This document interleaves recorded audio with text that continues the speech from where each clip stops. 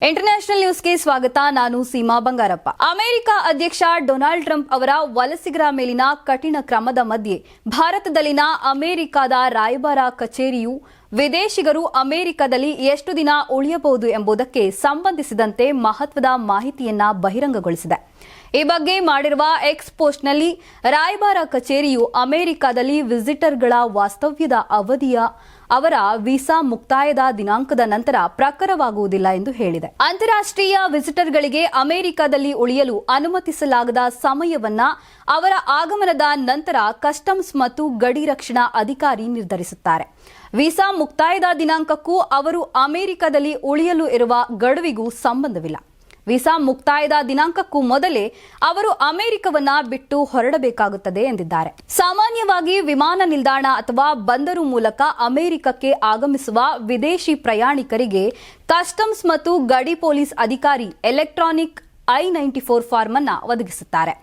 ಈ ವ್ಯಕ್ತಿಗಳು ಇನ್ನು ಮುಂದೆ I-94 ಅರ್ಜಿ ಸಲ್ಲಿಸಲು ವೆಬ್ಸೈಟ್ ಅನ್ನ ಬಳಸಬೇಕಾಗಿಲ್ಲ. ಆದರೆ ಭೂಮಿ ಅಥವಾ ಹಡಗಿನ ಮೂಲಕ ಅಮೆರಿಕವನ್ನ ಪ್ರವೇಶಿಸುವವರು ತಾತ್ಕಾಲಿಕ I-94 ಅರ್ಜಿಯನ್ನ ಸಲ್ಲಿಸಲು ವೆಬ್ಸೈಟ್ ಅನ್ನ ಬಳಸಬೇಕಾಗುತ್ತದೆ. ಹೀಗಾಗಿ ಅದಾದ ನಂತರ ಪ್ರವೇಶದ ಹಂತದಲ್ಲಿ ಅವರು ಅಮೆರಿಕದಲ್ಲಿ ವಾಸವಾಗುವ ಗಡುವಿನ ಸಮಯವನ್ನ ನಿರ್ಧರಿಸಲಾಗುತ್ತದೆ. ಅಮೆರಿಕವು ತೈವಾನ್ಗೆ $11.1 ಬಿಲಿಯನ್ ಶಸ್ತ್ರಾಸ್ತ್ರ ಮಾರಾಟವನ್ನ ಅನುಮೋದಿಸಿದೆ. ಇದು ವಾಷಿಂಗ್ಟನ್ನ ಸ್ವಯಂ ಆಡಳಿತದ ದ್ವೀಪಕ್ಕಾಗಿ ಇದುವರೆಗಿನ ಅತಿದೊಡ್ಡ ಶಸ್ತ್ರಾಸ್ತ್ರ ಪ್ಯಾಕೇಜ್ಗಳಲ್ಲಿ ಒಂದಾಗಿದೆ. ಬೀಜಿಂಗ್ ಇದನ್ನ ಚೀನಾದ ಮುಖ್ಯ ಭೂಭಾಗದೊಂದಿಗೆ ಏಕೀಕರಿಸುವುದಾಗಿ ಭರವಸೆ ನೀಡಿದೆ. ಅಧ್ಯಕ್ಷ ಡೊನಾಲ್ಡ್ ಟ್ರಂಪ್ ಅವರ ರಾಷ್ಟ್ರೀಯ ದೂರದರ್ಶನದ ಭಾಷಣದ ಸಂದರ್ಭದಲ್ಲಿ ಬುಧವಾರ ತಡರಾತ್ರಿ ಅಮೆರಿಕ ವಿದೇಶಾಂಗ ಇಲಾಖೆ ಈ ಒಪ್ಪಂದವನ್ನ ಘೋಷಿಸಿದೆ. ಸ್ಥಾಪಿತ ಮಾರಾಟದಲ್ಲಿರುವ ಶಸ್ತ್ರಾಸ್ತ್ರಗಳಲ್ಲಿ 82 high mobility artillery rocket system ಅಥವಾ ಹಿಮಾರ್ಸ್ ಮತ್ತು 420 ಆರ್ಮಿ ಟ್ಯಾಕ್ಟಿಕಲ್ ಮಿಸೈಲ್ ಸಿಸ್ಟಮ್ಸ್ ಅಥವಾ ಅಟ್ಯಾಕಮ್ಸ್ $4 ಬಿಲಿಯನ್ಗಿಂತಲೂ ಹೆಚ್ಚು ಮೌಲ್ಯದ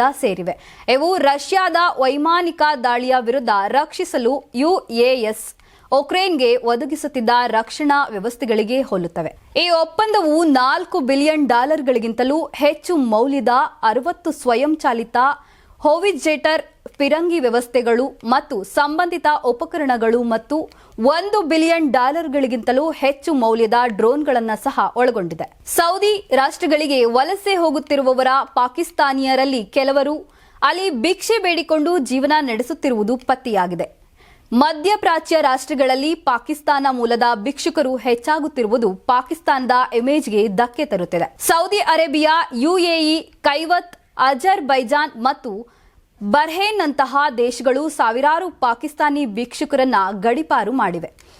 ಸೌದಿ ಅರೇಬಿಯಾ ಒಂದೇ ಸುಮಾರು 56 ಪಾಕಿಸ್ತಾನಿ ಭಿಕ್ಷುಕರನ್ನ ಗಡೀಪಾರು ಮಾಡಿದೆ ಎಂದು ಮೂಲಗಳು ತಿಳಿಸಿವೆ. ಪಾಕಿಸ್ತಾನದ ಗಡಿ ಭದ್ರತಾ ಏಜೆನ್ಸಿಯ ಮುಖ್ಯಸ್ಥರಾದ ರಿಫತ್ ಮುಖ್ತಾರ್ ಸೌದಿ ಅರೇಬಿಯಾದ ಸುಮಾರು 56,000 ಪಾಕಿಸ್ತಾನಿ ಭಿಕ್ಷುಕರನ್ನ ಗಡೀಪಾರು ಮಾಡಲಾಗಿದೆ ಎಂದು ತಿಳಿಸಿದ್ದಾರೆಂದು ದಿ ನ್ಯೂಸ್ ಇಂಟರ್ನ್ಯಾಷನಲ್ ವರದಿಯಲ್ಲಿ ಪ್ರಕಟವಾಗಿದೆ. ಇದೇ ವೇಳೆ 2025ರಲ್ಲಿ 66,154 ಪ್ರಯಾಣಿಕರನ್ನ ಭಿಕ್ಷಾಟನೆಯ ಉದ್ದೇಶಕ್ಕಾಗಿ ವಿದೇಶಗಳಿಗೆ ತೆರಳುವವರನ್ನ ಪತ್ತೆ ಹಚ್ಚಿ ತಡೆಯಲಾಗಿದೆ. ಸಂಘಟಿತ ಭಿಕ್ಷಾಟನಾ ಜಾಲಗಳು ಮತ್ತು ಅಕ್ರಮ ವಲಸಿಗರು ವಿದೇಶಗಳಿಗೆ ಪ್ರಯಾಣಿಸುವುದನ್ನು ತಡೆಯಲು ಈ ಕ್ರಮ ಕೈಗೊಳ್ಳಲಾಗಿದೆ ಎಂದು ಕರಾಚಿ ಮೂಲದ ದಿ ಎಕ್ಸ್‌ಪ್ರೆಸ್ ಟ್ರಿಬ್ಯೂನ್ ವರದಿ ಮಾಡಿದೆ. ಈ ಅಂಕಿಅಂಶಗಳು ಪಾಕಿಸ್ತಾನದ ಸಂಸದೀಯ ಸಮಿತಿಯೊಂದಿಗೆ ಹೊರಬಿದ್ದಿವೆ. ಪಾಕಿಸ್ತಾನದ ಸರ್ಕಾರವು ಸಾವಿರಾರು ನಾಗರಿಕರನ್ನ ಎಕ್ಸಿಟ್ ಕಂಟ್ರೋಲ್ ಲಿಸ್ಟ್ ಅಂದರೆ ನೋ ಫ್ಲೈ ಪಟ್ಟಿಯಲ್ಲಿ ಸೇರಿಸಿದ ನಂತರವೂ ಈ ಸಮಸ್ಯೆ ಮುಂದುವರಿದಿದೆ.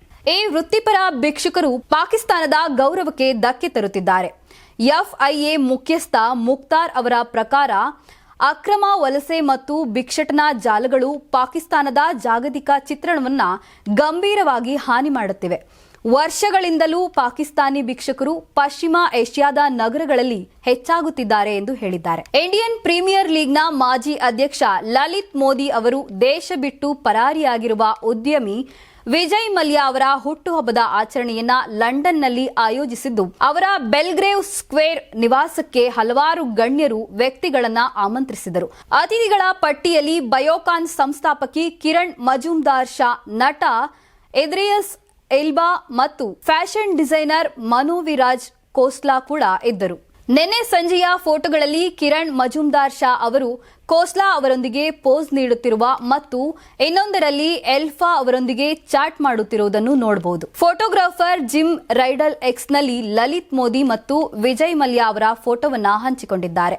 ಲಂಡನ್ನಲ್ಲಿ ವಿಜಯ್ ಮಲ್ಯ ಅವರ 70ನೇ ಪ್ರೀ ಬರ್ತ್ಡೇ ಪಾರ್ಟಿ ಏರ್ಪಡಿಸಿದ್ದಕ್ಕಾಗಿ ಲಲಿತ್ ಮೋದಿ ಅವರಿಗೆ ಧನ್ಯವಾದ ಅರ್ಪಿಸಿದ್ದಾರೆ. ಲಲಿತ್ ಮೋದಿ ಅವರು ಕೂಡ ಈ ಬಗ್ಗೆ ಪ್ರತಿಕ್ರಿಯಿಸಿದ್ದು, ನನ್ನ ಮನೆಯಲ್ಲಿ ನನ್ನ ಸ್ನೇಹಿತ ವಿಜಯ ಮಲ್ಯ ಅವರ ಹುಟ್ಟುಹಬ್ಬಕ್ಕೂ ಮುನ್ನ ನಡೆದ ಪಾರ್ಟಿಗೆ ಬಂದಿದ್ದಕ್ಕಾಗಿ ಎಲ್ಲರಿಗೂ ಧನ್ಯವಾದಗಳು ಎಂದು ಅವರು ಹೇಳಿದ್ದಾರೆ. ಈ ಫೋಟೋಗಳು ಸಾಮಾಜಿಕ ಮಾಧ್ಯಮದಲ್ಲಿ ವೈರಲ್ ಆಗಿವೆ. ನೆಟ್ಟಿಗರು ಲಲಿತ್ ಮೋದಿ ಮತ್ತು ವಿಜಯ್ ಮಲ್ಯ ಅವರನ್ನ ಹಲವು ವರ್ಷಗಳ ಕಾಲ ಭಾರತೀಯ ಅಧಿಕಾರಿಗಳಿಂದಲೂ ತಪ್ಪಿಸಿಕೊಳ್ಳುತ್ತಿದ್ದರೂ ಸಹ ಸಂತೋಷದ ಸಮಯವನ್ನ ಎಂಜಾಯ್ ಮಾಡುತ್ತಿರುವುದಕ್ಕಾಗಿ ಟ್ರೋಲ್ ಮಾಡಿದ್ದಾರೆ.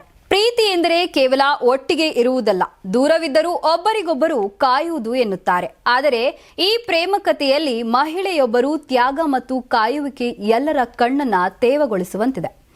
ಎರಡನೇ ಮಹಾಯುದ್ಧ ಸಮಯದಲ್ಲಿ ಬೇರ್ಪಟ್ಟ ದಂಪತಿಗಳು ಬರೋಬ್ಬರಿ 54 ವರ್ಷಗಳ ನಂತರ ಮತ್ತೆ ಭೇಟಿಯಾದ ಭಾವನಾತ್ಮಕ ಕ್ಷಣಗಳ ವಿಡಿಯೋ ಈಗ ಸಾಮಾಜಿಕ ಜಾಲತಾಣಗಳಲ್ಲಿ ವೈರಲ್ ಆಗಿದೆ. ಎರಡನೇ ಮಹಾಯುದ್ಧದ ವೇಳೆ ಈ ದಂಪತಿಗಳು ಅನಿವಾರ್ಯ ಕಾರಣಗಳಿಂದ ಇಬ್ಬರು ಒಬ್ಬರಿಂದ ಒಬ್ಬರು ದೂರವಾಗಿದ್ರು. ಯುದ್ಧ ಮುಗಿದ ನಂತರ ತನ್ನ ಪತಿ ಹಿಂದಿರುಗಿ ಬರುತ್ತಾರೆಂಬ ನಂಬಿಕೆಯಿಂದ ಆ ಮಹಿಳೆ ಅರ್ಧ ಶತಮಾನಕ್ಕೂ ಹೆಚ್ಚು ಕಾಲ ಕಾದಿದ್ರು. ಪತಿ ಮೇಲಿನ ಅತಿಯಾದ ಪ್ರೀತಿಯಿಂದಾಗಿ ಅವರು ಮತ್ತೊಂದು ಮದುವೆಯನ್ನು ಕೂಡ ಮಾಡಿಕೊಳ್ಳದ ಒಂಟಿಯಾಗಿ ಜೀವನ ಕಳೆದಿದ್ರು.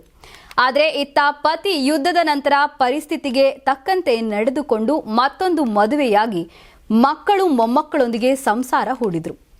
54 ವರ್ಷಗಳ ನಂತರ ಭೇಟಿ, ಸುಮಾರು 54 ವರ್ಷಗಳ ನಂತರ ಇಬ್ಬರು ಮುಖಾಮುಖಿಯಾದಾಗ ಆ ಮಹಿಳೆಗೆ ತನ್ನ ಪತಿಯ ಸಂಸಾರದ ಬಗ್ಗೆ ತಿಳಿಯಿತು. ವೈರಲ್ ವಿಡಿಯೋದಲ್ಲಿ ಆ ಮಹಿಳೆ ಪತಿಯನ್ನ ನೋಡಿ ಭಾವುಕರಾಗುವುದು, ಪ್ರೀತಿಯಿಂದ ಕೆನ್ನೆಯನ್ನ ಹಿಂಡುವುದು ಮತ್ತು ಯಾಕೆ ಮತ್ತೊಂದು ಮದುವೆಯಾದೆ ಎಂದು ಪ್ರೀತಿಯಿಂದಲೇ ಗದರಿಸುತ್ತಾ ಅಪ್ಪಿಕೊಳ್ಳುವ ದೃಶ್ಯ ಎಲ್ಲರ ಎದೆ ಕರಗಿಸುವಂತಿದೆ. ಆಕೆಯ ಕಣ್ಣೀರಿನ ವಿರಹದ ನೋವು ಹಾಗೂ ಪತಿಯನ್ನ ಕಂಡ ಸಂತೋಷ ಎರಡೂ ಕೂಡ ಎದ್ದು ಕಾಣ್ತಾ ಇತ್ತು.